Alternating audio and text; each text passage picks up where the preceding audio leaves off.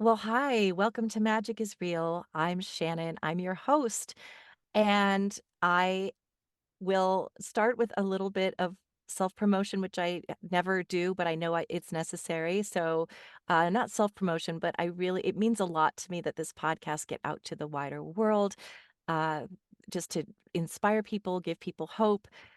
And so if you wouldn't mind, can you subscribe, and please leave a comment underneath. It could even just be a little emoji. It helps with the algorithm. That's all I'll say. Thank you so much. Today I have on the podcast Jen Sonstein Maidenberg, and she is a dream practitioner. But I'm going to read a little bit about her bio so that kind of makes more sense about why I have her on the show. So what Jen does is she guides individuals interested in remembering, excavating, and exploring their dreams. She supports individuals seeking to engage with their dreams as a way of expanding and deepening their experience with waking life. Clients choose to work with Jen because they may have a desire to increase dream recall, understand strange dreams or paranormal experiences, heal old wounds, feel more alive and connected in waking life, or mend relationships with themselves, their loved ones, or people who have passed. Other related areas of Jen's expertise include Jewish chanting, Kabbalah. Do you say Kabbalah or do you say Kabbalah? It's I say it the Hebrew way, which is Kabbalah, but Kabbalah. Kabbalah is okay Thank too. you. I just want to make sure I'm pronouncing it. Hebrew, classical Chinese medicine, embodiment work, attachment trauma and healing, astrology, psychic and intuitive development, reincarnation, paranormal encounters, consciousness, and time travel. So, this is the longest intro ever, but I wanted to have Jen on the show because I myself have been a very lucid, vivid dreamer my entire life. And it's the symbolism is all there, and it's interesting because I am a psychic medium. And so I've always been interested in dream life, and I love going to sleep to see what dreams may come. So, Jen Maidenberg, thank you so much for joining me here today. And thanks for having me. And I have to say, listening to you read my bio, like the little girl, little Jen and me got so excited. Like, that's what I That's do. me. That's That what I get to I have do now. credentials. Yeah, but also that's so cool. Yeah. Well, it's mostly just like, it's the paranormal, it's the psychic Yeah. development. And of course, that I get to spend every day working with dreams, my own dreams, other people's dreams, the little girl in me talking to a psychic medium, having a conversation about these topics would have just been beside herself, happy and joyful. So thank you for giving me the chance to hear that and to hear it from that space too. I appreciate that. I was thinking the same thing yesterday. I finished up a mediumship reading and I thought, if you had told me, I used to make fun of new agey stuff when I was young. Like, I thought Mm. it was silly. And I'm like, if you told me I was going to be a psychic medium and hosting a podcast about near death experiences, I would not have believed you. And I'm so excited that I get to do this work and that I'm writing a book about it. And that, like, it's really exciting. So that's a great lead in for me asking you about what was your childhood like? What led you into this field?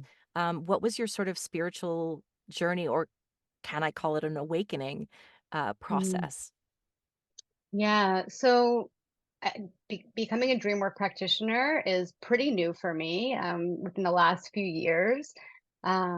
I've been researching dreams and writing about dreams and the paranormal for about a little bit longer, about 10, 12 years. But it's been since I was a little girl that I've been interested in all these topics. And before we started talking today, I was trying to think, well, what came first? My interest in dreams and supernatural experiences, or my reading about them? Because I was an avid reader, and as soon as I could start reading, I would gravitate towards the section in the bookstore that were about little girls and boys. I got to travel back in time, or got to meet up with ghosts, or there was a ghost living in the basement, or kids that could have telepathy between each other, or meet up in dreams. So I'm not sure what started first. Was it that there was something in me that I saw reflected in these books? Or did the reading about these experiences make me think, wow, these are possibilities? Like you could have experiences like these? Because I wasn't certainly learning about that in school, you know? Yeah, same. I've always wondered too. Excuse me. It's like excuse me, when interviewing a lot of near-death experiencers, a lot of them tell me they already had psychic experiences or encounters, and it's sort of that question of, did they have a near-death experience because they were already tuned in, or did they it's sort of a chicken or the egg thing, and I feel that way too with just my own interest as a child, reading books about time travel and, the something of Beatty Bow, I remember that book. It was about a little Mm. girl that something about time travel, and it was just fascinating, and it's like, well, was that because I was a psychic medium and didn't know it, or did that interest sort of peak because of that? What was your spiritual background growing up? Mm. So I grew up in a Jewish family, and I would say that we were sort of we were more like culturally observant. Um, I did grow up going to Hebrew school and learning about Judaism and having the experience of learning prayers, but we weren't very traditional. Um, and I think that it wasn't. I've tuned into this a little bit in recent years because I have been studying Jewish mysticism and Kabbalah, and I've been trying to tune in to like what did connect to me? What did I connect to when I was a child? And why am I drawn to this lineage? Why am I drawn to this tradition now? And the one thing that I can really connect back to as a kid was song and singing. Um, Back then, I didn't really tune into what the words meant. I really tuned into how it made me feel to sing them. And I think that is what I've realized lately is there's something there about music and song that enlivens me. And it's that feeling state that I think is sort of what's connecting me back to Judaism and to Jewish mysticism now. I have a curiosity about that. Like, what is that about? What am I connecting to? Why does it enliven me? But it took me a long time. I went through a period where most of my adult life where I didn't actually feel deeply connected to Judaism. And that has only really been reawakened in the last 10 years or so, around the same time that I started researching dreams and other topics. Right, yeah, that makes so much sense, just the whole, progression and also what led you to this place is that curiosity, and I think too, having not been raised religious myself or, but my parents wanted me to have something, so they kinda took me Mm. to different at my request, took me to different churches even though they were not churchgoers and ended up in Unitarian, and it's so natural to be so curious about all of these different, ideas, and so what did you end up going I know that you're also a writer, a journalist, Mhm. and so did you go to school to study that, and then did you end up switching gears? How did that all happen? So yeah, I've had a very interesting career path. Most of my career path has been focused somewhat in marketing. And I think looking back, reflecting on that now, I think the what coalesces all of it is the fact that I like to tell stories, and I like to connect people to topics that either they don't understand or they don't know about. Um, yeah, I've been able to use words to help connect people. Yeah. Um, And that's been really great. It's been really great to have that skill, and it's allowed me also through the years, even though I've had various jobs in marketing, I've been able to be a freelance writer and I've been able to meet interesting people and learn about their work through my writing. Um, and then, basically what happened is a few years ago, I lost a job and I was in one of these situations where I could choose to find yet another job in marketing or do something a little bit different. And Yeah. right around the same time, I had discovered natural dream work and I had met my dream work practitioner who I work my dreams with. And right away, that woke something up in me. And I knew that there was a way to bring the skills and expertise and interest and passion that I'd had up until that point into a new career. And my life sort of moved in a certain way that allowed for that. And yeah, I decided I didn't want to do marketing anymore. It didn't light me up. I didn't feel excited about it. I was good at it. I could potentially make a living at it. But did I want to spend the rest of my life doing something that I was good at and could make money at, but didn't light me up? Um, and dream work and dream research and talking to people like you, it it it lights me up. It's completely different than from being a marketing professional. Yeah. Now this is the meat. I'm excited, because I would love to know so many things about dreams, but what was it that led you yourself to a dream practitioner? Was this Mm. before, or did you start seeing somebody after you began to Yeah, study it? yeah. So the way the story goes is I've always really been interested in dreams. I've been particularly interested in psychic dreams. My dad, as a kid, had a couple of psychic dream experiences that I remember being really interested in and excited about. And across the course of my life, I had some too, but I wasn't sure. I wasn't sure, Yeah. was it real? Did it really happen?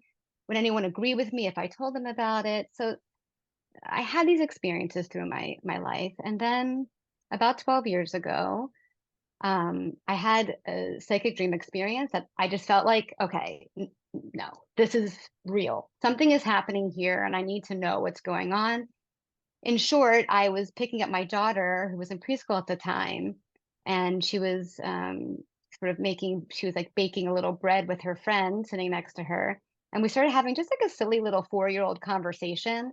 But I knew, without a doubt, that I'd had this conversation before. I had the familiar deja vu experience.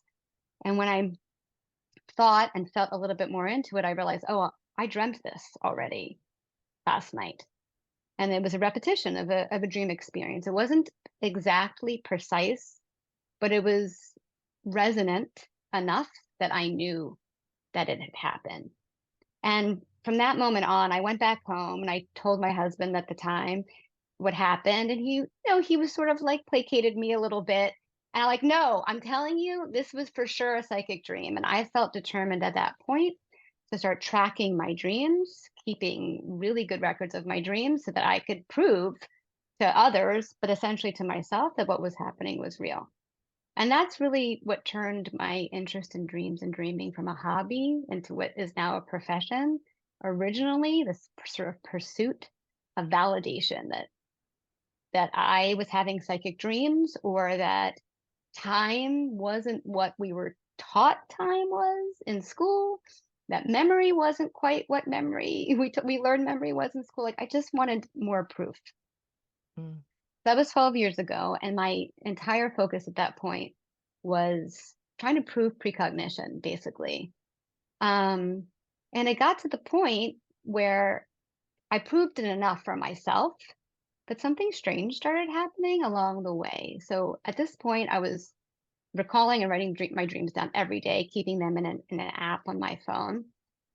And sort of what started happening spontaneously, unexpectedly, is that I was having dream encounters that were healing wounds in me that I hadn't been able to heal on my own through therapy, through personal development courses, through talking about with friends, like the most stubborn wounds from my life were starting to get, I don't know, we're moving, transforming through these dream encounters.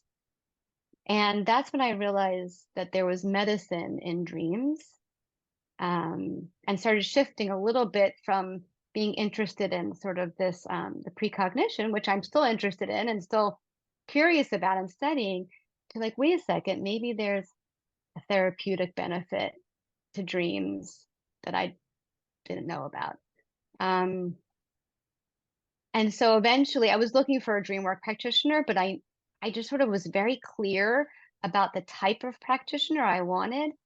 And when I was doing research into various types of dream work, no one really fit the bill. It didn't really feel connected.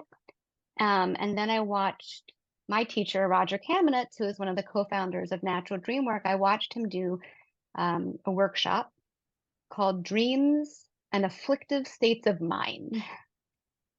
And basically, what he was showing is how dreams, like we have so much suffering, and we wish that we had answers, or wish we could connect with our soul, or wish we could connect with spirit, or wish that someone had answers, and that dreams have our answers, actually, if we only knew how to listen and feel into them, and especially when we remember them. So it's a long answer, but basically, that's how I ended up working with Roger and learning about natural dream work. And as soon as I started working with him, I was like, this is it. This is what I want to train in, and this is how I want to help people. That's so cool. I have questions within questions. So, I wanna talk a lot about the healing aspect and how we can heal through analyzing or processing our dreams. But just first, when you said that told that story about your daughter, I would like to know if there's a difference between déjà vu and, precognitive dreams. Because and when you talked about time, right? Because in the other dimension, on the other side, in the greater whatever we wanna call it, universe outside of this 3D, there is no time. So, I've often wondered, is Mhm, it just mhm, like a, sort of like a blip in yeah, I'd love to know what you think, déjà vu is. Is it like, "Oh, I've already lived this before," because you already know that it happened, or how does that work? And also versus dreams, or are they the same thing? mhm. I love this question. I You feel like do we what could you talk say. about it for hours. That's why I know, I'm so excited. So I'll try to stick to the shorter version for now, which is I think that in our waking lives, most of us have sort of a limited capacity of perceiving reality, um, that can be expanded. And you have, it seems like, sort of expanded your capacity for perceiving reality, maybe perceiving hidden reality, or perceiving reality outside of time. Um, I think that dreams and the dream space is different than waking life, that we perceive and experience time and space different in dreams when we're dreaming than we do in waking life. Um, and I think that what how we believe what we believe about time and memory is changing in this period, this phase of humanity. Um, and I think experiences of deja vu are are slippages a bit, right? Like slippages out of our typical waking life way of interfacing with reality. Um, I'm not sure. Is it a left brain, right brain difference? Is it that some people are more are hypersensitive and more tuned into subtle realities? I don't know that yet. I'm very curious about it. But I do think that deja vu is a opening. It's like a hint of a different way of experiencing memory and time. That, yeah, that gives us a glimpse. That gives us a glimpse or a taste of it, um, and shows us that it's possible. Shows us that we can perceive reality a little bit differently than we normally do. Right, and, premonitions, that it's so interesting. I actually had a dream about 9/11 the night before it happened, and and even then, I wasn't spiritual at that time necessarily, but I was pretty blown away by the fact that I was in my 20s, I wasn't thinking about world affairs, I was just I didn't watch the news, I wasn't aware of what was happening in the world, and yet I had this dream or the night before that it happened, and when it happened, I said, that's what my dream was." And, Mm, I got chills, and I've read and heard that a lot of people, had that same experience. It was sort of a collective awareness of that event because it mhm, was so intense, and so I I'd just love to know your thoughts on why that might happen. It was something Mhm. so incredibly energetically dramatic that so many people felt it, even people I mean, I Mhm. had no reason to be aware of something like that. Yeah, it seems that um, very strong feeling experiences are able to travel back in time, or we are able to tune in into the future Yeah, more as it's connected to feeling. There's a very strong connection between feeling and alternative experiences of time. And so I found in my own tracking of precognitive dreams and then just other experiences from other people who have precognitive dreams, it typically is around something really powerful in the feeling. So you'll often hear like what you're saying that there's when there's a collective tragedy or a collective trauma, you'll hear more experiences about people who've had psychic dreams about it. And you also will hear about people who've had hits that something's going to happen when there's some sort of tragedy that's about to befall them or a loved one. They'll know that somebody has passed a day before or before they get the phone call, they'll have a dream about that, things like that. Um, it also can happen not just with tragedy and trauma, but also with really strong, powerful feelings of awe and wonder and joy, and something that I'm experimenting with on my own, and I encourage other people to try, is using feeling to connect with your past and future self. So I have this belief that feeling allows us to, I don't know, connect across space and time. And when I'm experiencing challenges in my life right now or struggles, what I'm doing is I'm writing, and I have a journal practice, and I'm writing in my journal requests for help from my future self who already has the information. And I'm trying to get into a feeling state before I do that, particular feeling state. And then I'm going back into my journals when I'm in the future. So, like right now, I would be pulling out a journal from 2018. And if I want to try to connect with my past self to give her some love or comfort or support or advice, I try to get into a meditative state where I can feel that same state that she was in then and try to achieve resonance and try to get that information back to her. So the long answer to your question is I think at the heart of all of this is feeling.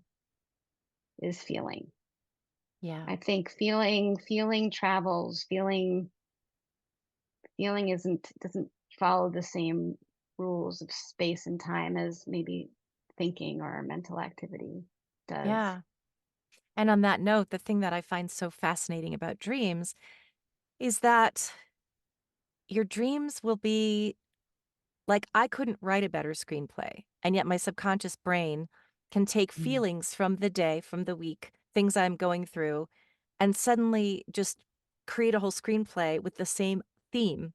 So it's not mm, literally like, let's say I have a fight with a friend, and then I don't typically me dream like that I'm fighting with my friend. It'll be like something symbolic of that, but it'll play out in this like sequential way where I'm like, I'm asleep.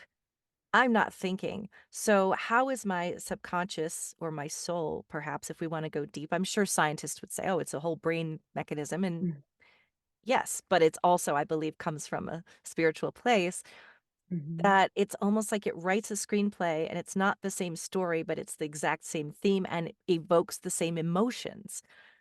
Like, mhm. how does it, just anything you want to say about that? I don't know if you can say how it happens, but Mm. it's just I fascinating to me.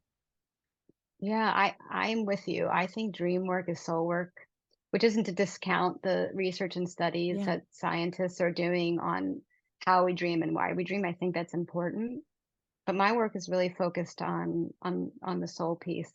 And I think it's because what I was saying before is that so many of us experience suffering and all levels of suffering, low level suffering, painful, traumatic suffering. And we're constantly seeking help from an outside source, outside ourselves. But the truth is that there is a part of us deep inside, whether it's soul or psyche or spirit, that knows what we need or knows how to love us or knows where we're stuck and wants to help us get unstuck. That's my belief. Um, and dreams are there for us to do that, to comfort us, to love us up, to support us, to um, give us insights into ways of being that are not working for us in our waking life. And to your point about your dream, so my belief is that dreams are trying to give us images and encounters to evoke feeling. But the thing is that we're very stuck even in our dreams in our conditioned mind, and a lot of us are acting in our dreams the way that we would in waking life. So we're very reactive, very conditioned, very reactive, um, very stuck. And if your dreams were to give you, let's say, your friend who you're having a problem with in waking life, you'd probably act the same way you do in waking life. Like if your friend was annoying to you, you would be annoyed. If your friend was disappointing to you, you'd be acting disappointed. And it would just be a repetition of your waking life interaction. And your dreams know this about you. So if your dreams want to help you with this relationship that you're having in waking life, oftentimes they'll send you something that, like you're saying, is it resonates with the feeling, but maybe you're not so stuck around. So they're hoping you might not be reactive. You might not act in your typical conditioned way. Maybe you'll drop into a feeling and you'll understand what's actually really beneath the feeling of annoyance with your friend is maybe like shame that you have about yourself. Or when you're disappointed, it's really like fear of abandonment. I'm just throwing out examples, right? But our dreams don't give us the person that's hot, really that's like a hot triggered. They'll give us a person that maybe is a little bit less hot so that we can open up to feeling. And in the dream work I do with clients, most everybody comes in super, super, super reactive. I mean, that's the human condition. We're super reactive.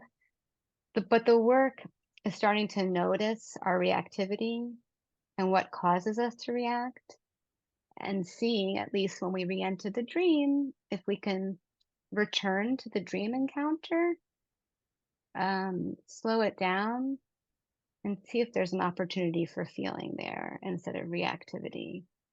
And then once there's room for feeling, like there can be room, for a shift, for a change, for a different way of being. Yeah. Yeah, I want to ask more about that, but while it's on my mind, I also want to ask you, there are a lot of dream books, or if you Google dreams about this, Mhm. and people say, well, this Mhm. means this. And I assume that that's really one person's interpretation. I don't know Mhm. that it's this is the way, this is what that means for sure. It's what it represents. So, for example, I have this recurring dream, and always and I found out here's something else. My sister and I have the same recurring dream. And it's Mhm. so that's really interesting. It's that there are two of them. There's one, the dream about packing. Like you're packing and packing and packing and it never gets done, or you're about to miss your flight and you just keep realizing that your things are all over the hotel room and you just can't find them all. And but it also comes along with another dream where I'm in a beautiful place like Hawaii, Costa Rica with my family, but no one wants to do anything or leave the hotel room. So it's like we're here in this beautiful place and I keep saying, "Come on, let's go.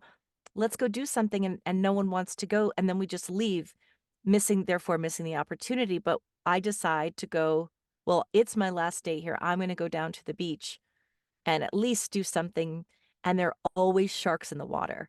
Always sharks Mm. in the water. I never go in the ocean in my dreams because sharks are always there. So it's kind of twofold because these dreams usually come together for me, where it's this travel dream and then the packing thing.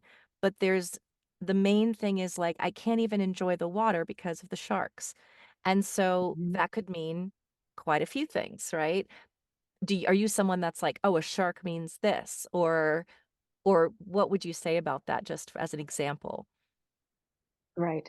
So I will say that I do think that there are sort of collective symbols that are useful to know about Yeah. when we're working dreams, and mostly because it happens that those patterns do seem to emerge for people, um, and it's just good to know about them. But I work with individuals because I think like the context for you is what's most important. Yeah. Um, and what the dreams are showing you, and specifically how you are reacting. So you might be someone who reacts to sharks with terror, Mhm. which I would say is appropriate. Sharks are scary. Someone else might react to sharks like, oh, wow, sharks.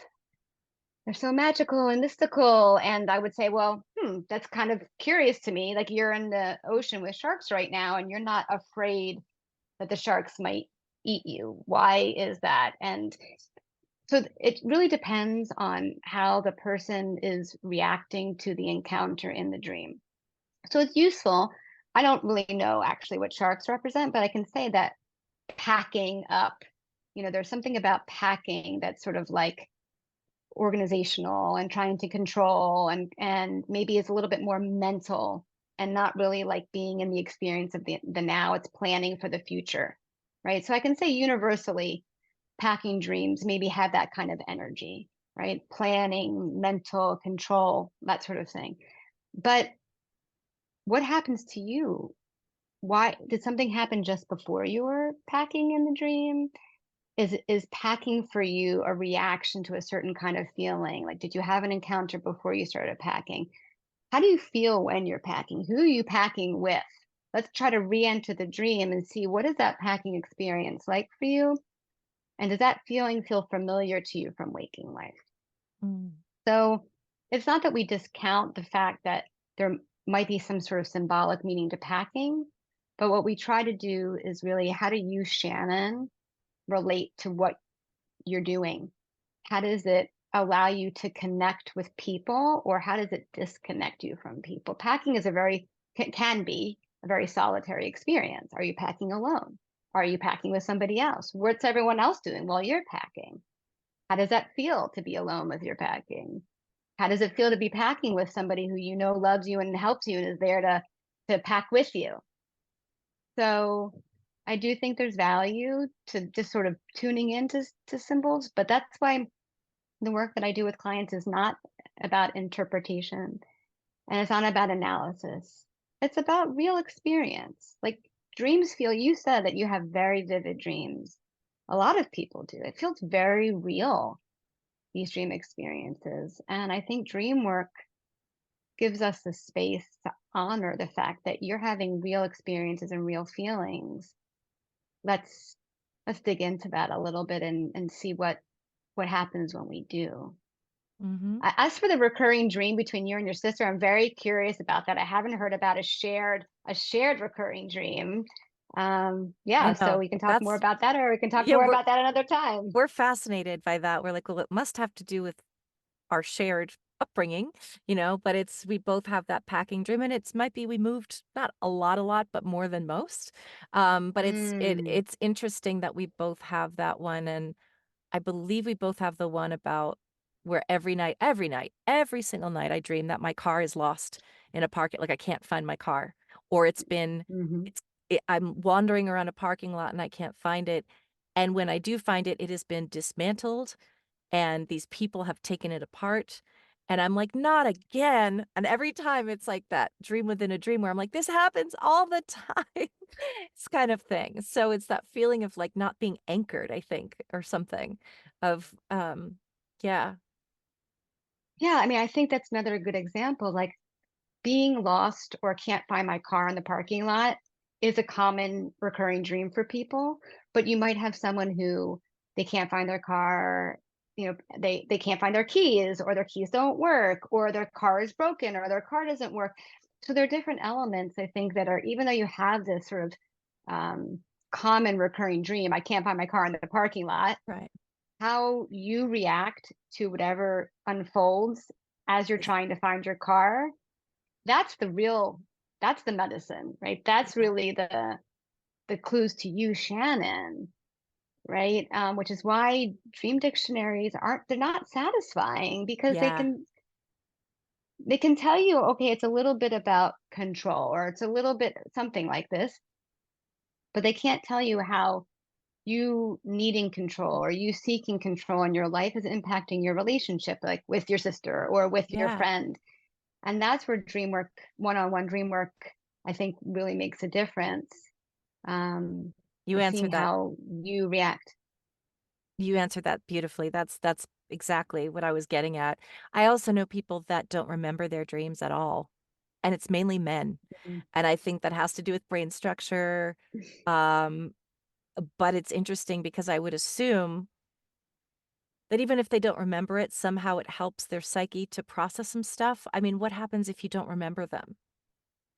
Yeah, it's a lot of people don't recall their dreams, and those people also think that they're not having any, which I think that's Yeah, very sad too, because I the know. truth is we are all dreaming. I mean, there are a few people, right, who've had, some sort of traumatic brain injury or have conditions, Yeah, but it's very rare. All of us are dreaming every night. We're probably having at least 4 to 6 dreams every night, everybody. And it takes a little bit of practice and dedication. But I've seen people who swear they don't dream within a week or two of taking on a regular daily practice start having dreams. Um, Basically, the key is to wake up whenever it is and write down whatever it is you remember. It's to honor whatever it is. It could be a feeling, it could be an object, it could be a blip of a memory, whatever it is, take it seriously and write it down because we're kind of in a different state, right? When we're asleep and when we're just waking up. And we can very easily say, oh, that's nothing. Oh, that means nothing to me. Oh, that's a waste. I don't want to bother. Um, my challenge is to ignore that voice. If you want to recall more dreams, ignore that voice for a week or two and write down, wake up and write down whatever it is. Because typically what happens is you start remembering more and more each time. And sometimes even the act of writing brings up more.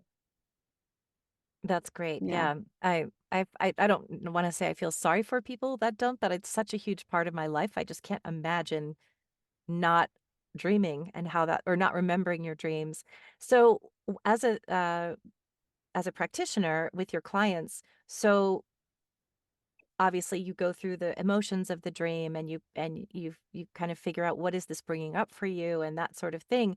Then what's the next step? So, okay, I feel lost or I feel disorganized or I feel like I don't have control. Mm-hmm. Now what do I do? Yeah, that's a great question.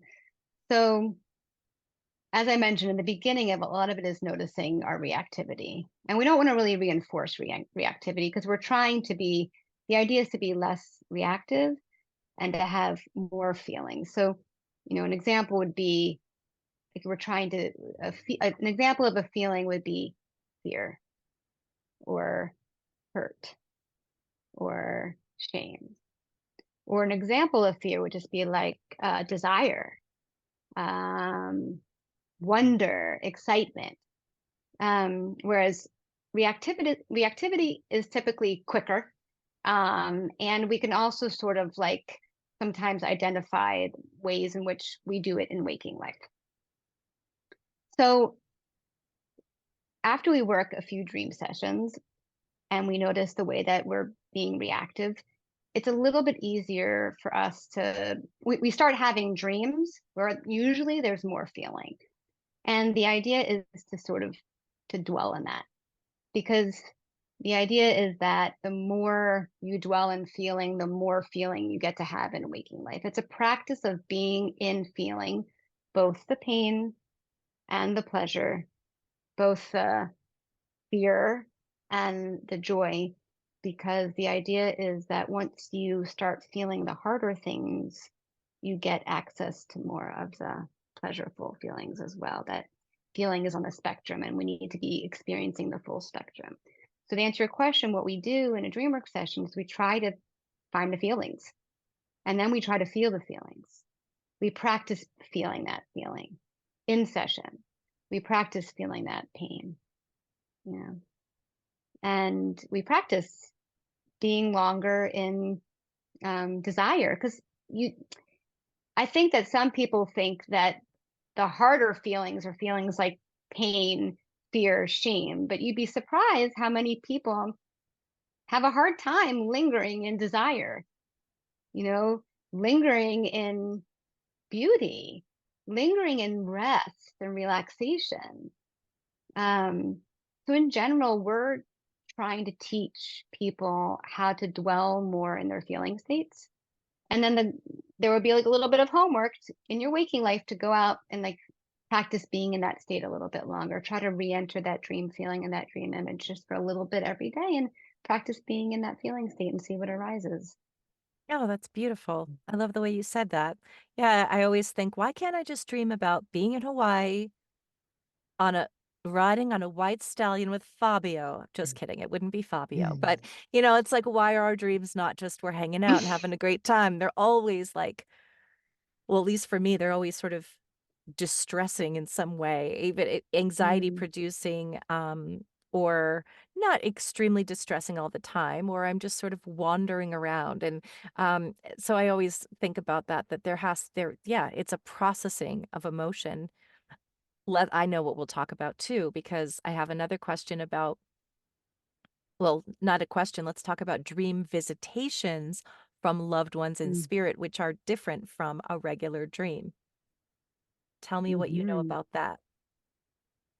What do you think about it first? Do you have Yeah, let's experience with dream I visitations? do, I do. Well, I've only had one in my life, and my grandfather had passed, like, 11 years before or something, but I saw my grandpa, and he was, like, 45 years old. He died when he was 80. And it was funny, he was wearing it was funny that I could see every detail on his sweater. He was wearing, a baby blue cashmere sweater, which wouldn't be something he would necessarily wear, but he looked great in it. His eyes were very blue. He his skin looked so he looked young. He presented himself to me young, and I said, "Grandpa, you look so beautiful." And I went up to him and he just smiled. He didn't say a word. And I just took his face and said, "I can see every pore in your skin. I can see every whisker, every Mm, hair." And I just said, "I love you. I miss you." And he didn't say a word. He just smiled and hugged me.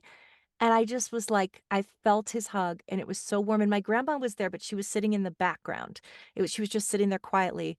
And then I woke up and I thought that was so realistic. It was like I could see every pore. And then I went about my day, and when I looked at the calendar, I realized it was his birthday, which did not have on my mind. He'd been gone for so long. So, first day of spring, March 21st. So, yes.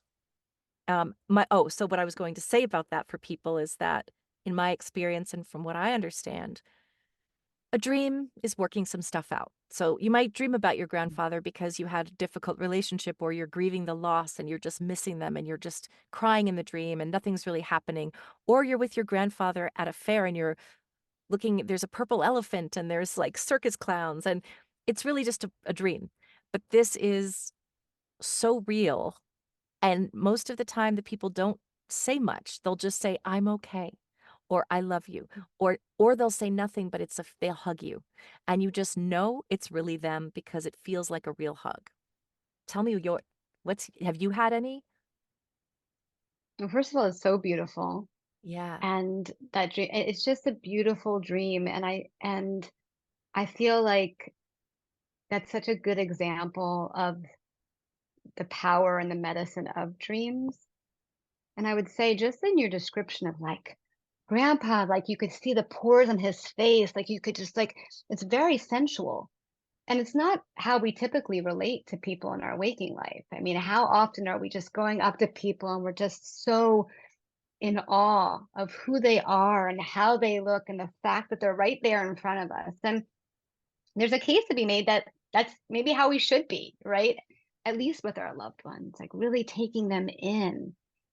And I feel like dream encounters with past loved ones kind of they activate us in a way that someone more mundane, let's say, wouldn't activate us. It's sort of like a quick way for our dreams to get us into that state of just like gratitude and relief and wonder and just such love.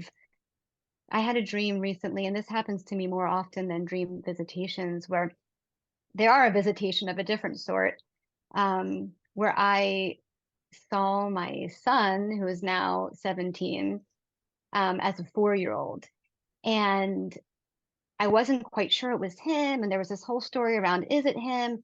And then all of a sudden, I saw my entire family unit, my ex husband and my 3 kids, and myself as our younger selves from like, 12 or 13 years ago. And just like you, like, oh my God, you look so young. Look at you. And like embracing my son and saying, I knew it was you. I knew it was you. And it was just so moving and powerful. I woke up dry crying, like, you dry heave. I was Yeah. like dry weeping at the intensity and the power of that. And like, what a gift. What a gift to have that feeling. Like, who doesn't want to have that joy, that love, that feeling of connection, that feeling of sensuality, of realness? Like, that's a really powerful feeling. And so I don't know what visitation dreams are. Is it like what we were talking about before, that in the dreams there is no time and there is no space and there is no like container of life, right? That we can access all of that inside the dream space. Maybe it's about time. Um, is it a spirit that's able to visit us in the dream state? Maybe. I don't know. But I Yeah. think what I'm coming to more and more is it's the feeling. Like that's the Mm. prize. Yeah. That's the prize. Like, not the knowing how. I will always be curious about the how. I will never stop investigating the mystery of the how, but I don't know that I'll figure out the mystery. And I don't know that it matters. Um, in my also in my studies of Jewish mysticism and just in mystical practices in general, there is this yeah, there's that same idea that connecting to God or connecting to the divine is really about feeling and about resonance. And I think that there is a connecting thread, right, through your work, which is very healing for people, and through dream work and through prayer. And it's about like a restoring of feeling, because we go about the day and our jobs and our bills and traffic and worries and concerns, and we're pretty reactive, and we're missing all the time opportunities at feeling, at connecting to ourselves, to our souls, to our loved ones, the people who are here in our lives, our pets, nature. I think the connecting thread with all of this work is trying to restore feeling and connection to soul.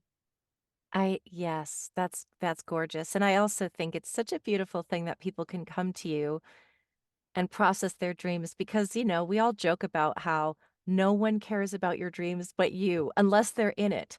Like, we all want to share our dreams because it's like to us it's fascinating and we're like, I had this dream and it was like a lived experience that only we had and there's that feeling of wanting to share it, but then nobody cares and nobody wants to hear about the details of your dream and your inner world and your psyche. So what a gift to be able to work with someone where you can deep dive into the meanings and the emotions and how you felt because it's almost as if something actually happened to you, but you can't tell anyone because they're not going to want to hear about it because it didn't really happen. It's true. And I experienced this myself most of my life, that nobody wanted to hear my dreams. And at the beginning, when I was doing dream work, it was just like, wow, we could just sit here for an hour and talk about my dreams and you can tell me what you think about them.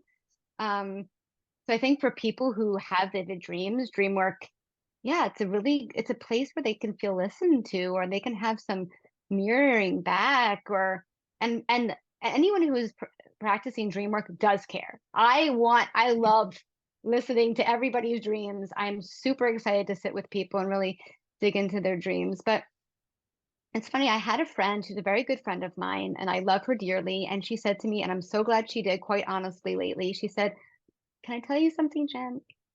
I don't know why anyone would pay for this." She's like, "I just don't. Okay, so I have some dreams every now and again, but why would I pay for this?" And I spent a long time talking to her about why I think somebody should and would, but the essence of it is that I think someone who asks that question maybe isn't like giving enough value to their own internal experiences, right? Like your internal experiences matter. They matter and they actually have a lot more to offer you, like I said before, than we realize. And it's such a shame because for as many people who are out there wishing for a sign, wishing for the answer, wishing to know what to do, they actually have it. They have the answer. The answers are in their dreams, and it's not easy. It's not just so simple that you sit and remember your dream and read it through yourself and you'll know the answer because of our conditioned state of mind. But the answers are there, and there's a way to get to them. There's a way to clear out the fog and the messy lens of conditioned waking life. So yes, there's dream work is very validating. Someone listens to you, cares about your inner world, but it's also a way for you to start caring more about your inner world. Once you have somebody who shows you that your inner world matters, you start valuing it more. And I think there's a lot that opens up once you start valuing your inner world. That's so true because I think especially as an empath, and I surround myself with sensitives and empaths, so we are very focused on our inner worlds. And, you just have to be aware of, okay, I don't wanna be narcissistic about this, but we're so interested in how we feel, and we wanna share how we feel and talk about how we feel. And, if and I've actually dated people that aren't like that, and it's a little and they're just like, "I don't care about this stuff." And it's ha and it sort of affects the way that we relate with each other. But I also just wanted to touch on, as a child, I was elective mute, and, I was completely stuck in my own world because I wouldn't speak. I could speak. I had a very at least my IQ at the time was off the charts. I'm sure it's balanced out by now, but for my age, I had a really super high Q. And so, but I was very anxious. I had a lot of anxiety and I didn't want people to look at me or see me. And so I stopped speaking. I had a birthmark on my face and it's all people would say, they would point it out and it just made me just shrivel. But I lost myself in The Wizard of Oz. It was like this really profound, I mean, it's like the biggest theme. If you have to pick one thing in my life, if I were to get a tattoo, and I'm not going to because there's nothing I would tattoo on my body from The Wizard of Oz, but, like, that's, like, the most profound thing in my life is The Wizard of Oz, and I'm getting chills about it because it really makes sense as we're talking that it's about her dream and how all of the things that are the woman wants to take her dog, she becomes a witch. All of the loved ones in her life become these characters in and parts of her, pieces of her where she needs to find her courage and all of these things. It's like the most brilliant screenplay of or story even, I mean, book and screenplay of all time. And then she wakes up and realizes that all these characters, you were there and you were there and you were there, but they weren't them. They were a Tin Man, a lion, a wizard. Like it's so that's such a cool. I'll never get over how much I love that movie. It's like I my therapist worked with me through Wizard of Oz therapy. It was the one thing that I really connected with. And I think it might also be just that resonance with I remember dreaming at age 2. I remember dreaming that I could fly, but I could only fly an inch off the ground. And as I got older, I couldn't get higher, and I would try to jump up and fly, and I would fall down again. And now I can fly in my dreams. And so it's like this evolution Wow. of self-confidence and self-esteem and not feeling and feeling freer as I've gotten older. So I just think it's that stuff's fascinating. Not to make it about me, but I think it's something I think it's worth sharing because the dream world is just fascinating. Listen, I'm also a huge Wizard of Oz fan, so Yes. I mean, also really made such an impact on my life. That movie from a very young age, and has been woven in. There have been threads of that movie that also have been woven into my life, and probably one of the richest stories I think of the last 100 and 150 years. So I am with you, and I think Yeah. there are so many I uses for love the that. Wizard of Oz. I love that your therapist use it. Yeah. And I'm so curious about your experience to you know become an elective mute. As a synchronicity, just in the last couple of days, I've been researching Helen Keller, who was deaf blind mute, um, because I'm very curious as part of my research, what is the internal experience of somebody who is without, you know, three of the main senses? What is it like to be blind? What is it like to not be able to communicate or hear? So I've been researching that. Um, and it's interesting, yeah, that you decided to purposefully shut down one of your senses in a way. I don't know, you can tell me more about that. I think that our it is in fact our five senses that make us very reactive and maybe less able to access feeling states. And there's a lot of overwhelm. There's a lot of input overload. And what happens when we either can't or don't or won't access one of our five senses? Does that open us up to a different sensory experience? I don't know. Yeah. I don't know why exactly or what happened for you as a result or what shifted for you. But I imagine that your experience of the world around you was very different as a result, and how people related to Yeah. you was very different as a result.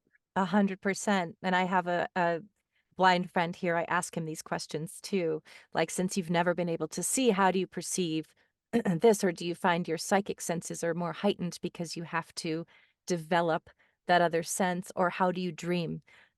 And I remember being very just fascinated with Helen Keller as well, especially she was so articulate and eloquent, and she had a rich inner life, and she still experienced the world just in a different way.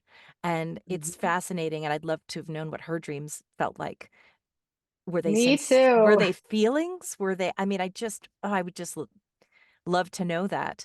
And so, yeah, and just as a side note, but on topic, in case anyone's wondering, selective mutism is what they call it, but it's called both.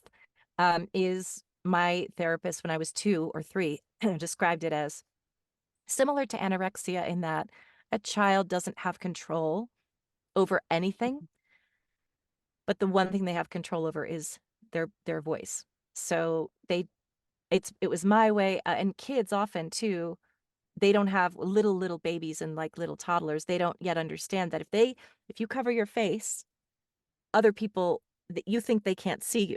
So it's sort of like this, you can't see me.